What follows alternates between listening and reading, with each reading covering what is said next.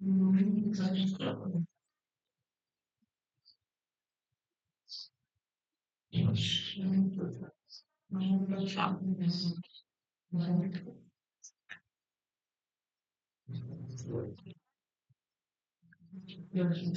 Case 2। M limited incorporated on 1 April 2023 issue a prospectus of application of 2.5 lakh equity share 10 each. The issue was fully underwriters, पूरा का पूरा underwriters भिजवाएगा। A B C D. A बोला है 1 lakh, B बोला है 75,000, सी बोला है 50,000, डी बोला 25,000। ठीक है, तो ग्रॉस लाइबिलिटी का रेशियो क्या हो गया इन लोग का? 1:2, 2:3, 3:4। ठीक है, the application we are receive for 2,25,000। कितना शेयर बिकवाया है? 2,25,000। 1,10,000 A, B 45,000, C 55,000, D 5,000। Total कितना होता है? टोटल करके बताओ। 2,15,000 शेयर बेचना था, टोटल 2,50,000। ठीक है, जिसमें से जो बेचा कितना है? 2,25,000। उसमें से भी मांग कितना बेचा है? 2,15,000। करेक्ट। 10,000 रुपए, 10,000 क्या है? अनमार्क्ड। अब अनमार्क्ड को दो रेशियो में बांटते हैं, कल सीखे थे, दो तरीका होता है। तो सम्स में यहाँ पे बोल दिया है कि आपको ग्रॉस लाइबिलिटी पे ही बांटना है, मतलब इसी रेशियो में बांटना है। ग्रॉस माइनस मार्क्ड करके बांटने की जरूरत नहीं। और कमीशन मिलेगा 4% ऑफ इशू प्राइस। तो इसमें कमीशन भी कैलकुलेट करना है। कल तक का सम्स में हम लोग कमीशन कैलकुलेट नहीं कर रहे थे। Determine the underwriters liability in share, liability in amount, और pass journal entries in the book. समझ में आया? ये नया चीज है, बस वो समझ में आ जाएगा, कोई बड़ा चीज नहीं। ग्रॉस लायबिलिटी क्या था? 1,लाख, 75,000, 50,000, 25,000। करेक्ट। बिका कितना? 1,10,000, 45,000, 55,000, 5,000। 10,000 ये एक्स्ट्रा बेच दिया। ठीक है, ये 30,000 निगेटिव में है। ये 5,000 एक्स्ट्रा बेच दिया और 20,000 ये निगेटिव में है। अनमार्क्ड एप्लीकेशन कितना निकला था? 10,000। किस रेशियो में बटने वाला था? 4:3:2, 2:1 बटा है उसी रेशियो में। 4,000, 3,000, 2,000, 1,000। अब ये हो गया 14,000, 27,000, 7,000। पॉजिटिव में कौन कौन है? ये 14,000 ज्यादा बेचा है, ये 7,000 ज्यादा बेचा है। कितना हो गया टोटल? 21,000। और रेशियो क्या था? 4:3:2:1। तो इससे इससे तो मतलब है नहीं। तो हम लोग का रेशियो क्या बचा? 3:2। तो पहला क्या हो जाएगा? 3/4। और दूसरा के लिए क्या हो जाएगा? 21,000 1/4। कितना कितना आ रहा है?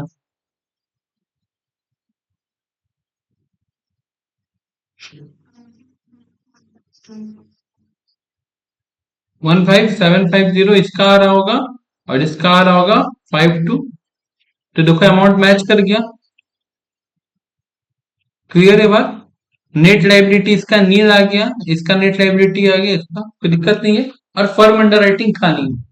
पहला काम हम लोग का कंप्लीट हो गया। पहला काम हम लोग को बोला था कि हमको अंडर राइटर्स का लाइबिलिटी बताओ शेयर्स के रूप में। क्लियर है चीज? अब बोल रहा है उसका लाइबिलिटी बताओ इन अमाउंट्स में। किससे बताओ? उसका कैलकुलेशन कैसे होता है, ध्यान से देखो। ये तो वर्किंग नोट हम लोग खुद ही कर लिए थे। नेट लाइबिलिटी नील है, इसका इतना है। जहां पे वहां बात खत्म हुआ है नेट लाइबिलिटी, वहीं से कमीशन का कैलकुलेशन स्टार्ट हो गया अमाउंट से। ठीक है, the amount receivable on share 10 रुपए। शेयर बेच कितना मिला था पहले ये देखो। 2.5 लाख शेयर 10 ईच करके बेच रहा था। करेक्ट।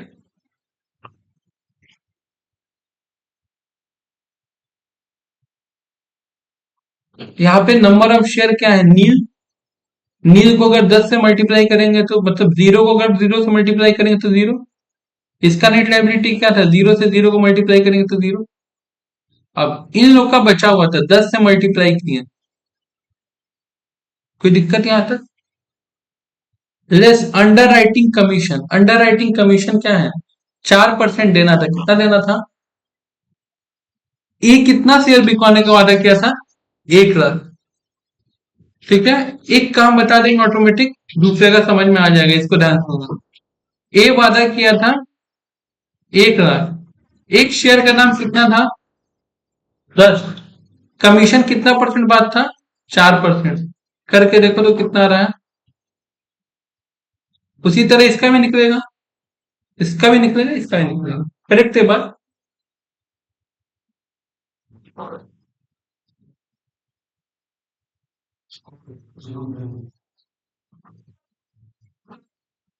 अब नील में से अगर 40,000 घटाएंगे तो 40,000 क्या आएगा ब्रैकेट में? Correct, negative. 1,12,500 में से 30,000 घटाएंगे तो 82,500। ठीक है, नील में से 20,000 घटाएंगे तो -20,000। और 1,37,000 से 10 घटाएंगे 1,27,000। देखो मैथमेटिकली तो समझ में आ गया ना? ठीक है, और यहाँ पे अगर हम बोले तो मेरा भी काम हो गया, तुमको अगर मैथमेटिकली समझ में आ गया तो स्टेप्स रट्टा मार लो, बात कर दो। बात हो ना? लेकिन यहाँ पे कंसेप्ट क्या दे रहे, ध्यान मिलना। किसी एक शेयर होल्डर बी को पकड़ते, किसको पकड़ते पहले? बी को। बी कितना बिकवाने का वादा किया था? बी वादा किया था 75,000 शेयर। ठीक है, तो जब बात हुआ था बी से कंपनी का, एम लिमिटेड से कंपनी का, तो वो क्या समझाओगा कि देखो बी, तुम 75,000 शेयर मेरा 10 रुपया करके बिचवा दो, टोटल होता है 7,50,000 रुपया। उसका 4% कमीशन तुमको हम दे देंगे। करेक्ट?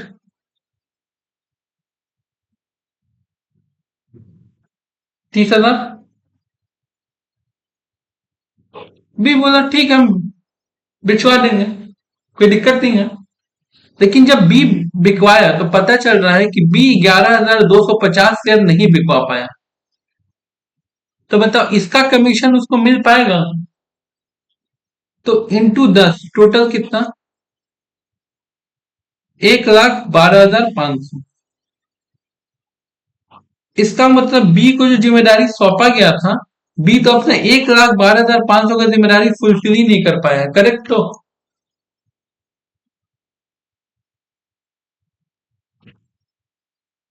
बी अपने 1,12,500 का जिम्मेदारी तो फुलफिल, तो उसको बोला गया कि देखो बी, तुमको 1,12,500 का शेयर और बेचवाना है।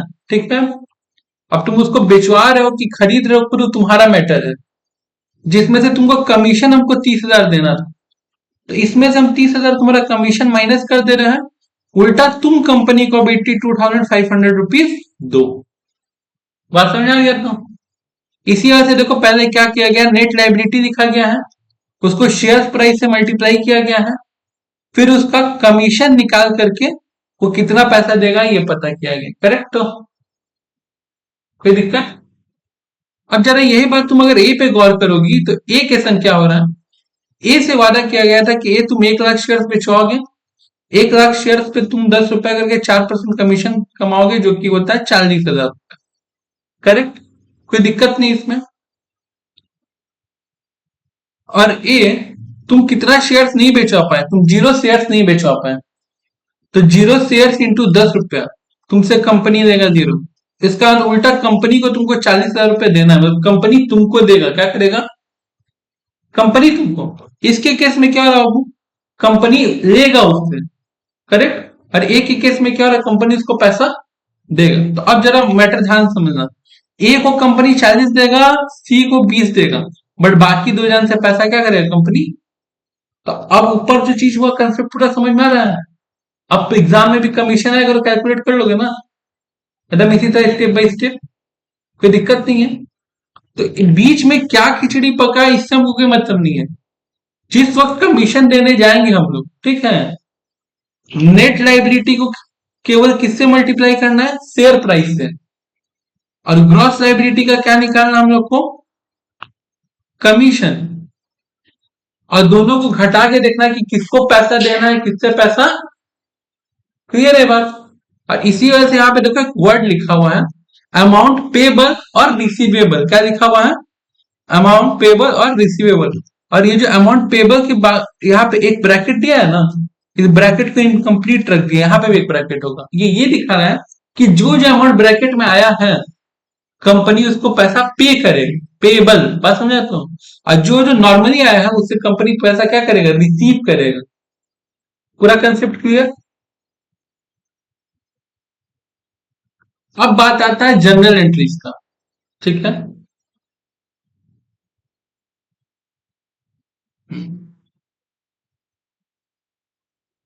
बी और डी कितना शेयर्स खरीदेगा, अगर हम गलत नहीं है तो 1,12,500, 1,37,500, क्योंकि लाइबिलिटी कितना बचा था, ऐसे कर लो तुमको समझ। नेट लाइबिलिटी कितना बचा था, ये शेयर तो बी को ले जाना पड़ेगा और डी को कितना देना पड़ेगा, कोई दिक्कत। वो शेयर उन लोग को देना पड़ेगा। कंपनी के पास से क्या होगा, B account debit, D account debit to share capital, पहला एंट्री क्लियर।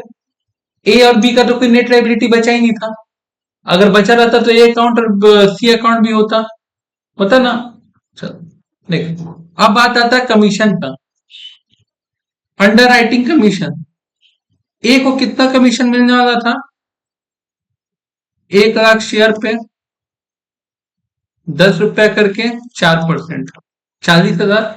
बी को 7.5 लाख शेयर पे 10 रुपया करके 4%, 30,000।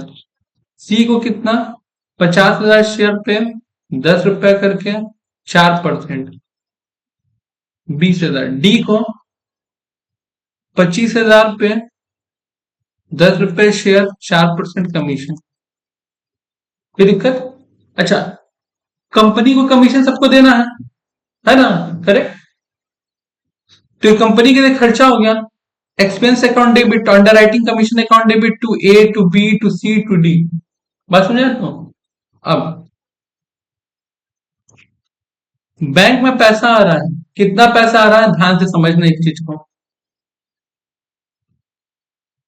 बी से पैसा लेना कितना था कैपिटल के नाम पे, 1,12,500।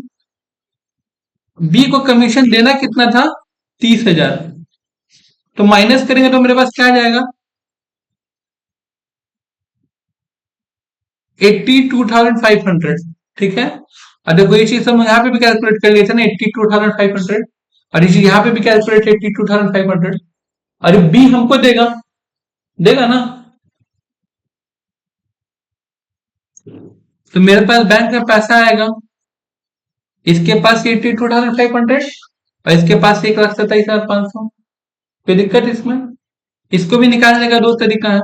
इससे कितना कंपनी बात कर रही है, 1,37,000। कमीशन कितना देना है, 10,000। तो बैलेंस कितना बच रहा है, 1,27,500। और ये चीज यहाँ पे भी हम लोग कैलकुलेट करके रखे हैं कि भैया इससे देना। तो कितना हो गया भैया, 82,500 और 1,27,500, दोनों मिला के 2,10,000 आया। और ए और सी को पैसा देना था, तो उस टाइम में कंपनी के पास से जाएगा पैसा तो टू बैंक। ए को देना था 40,000, सी को देना था 20,000, टोटल 60,000। तो जनरल एंट्री कोई बड़ा चीज है, क्लियर हो गया, कोई दिक्कत इसमें। इस पॉइंट को खाली याद रखना, ठीक है। हम करें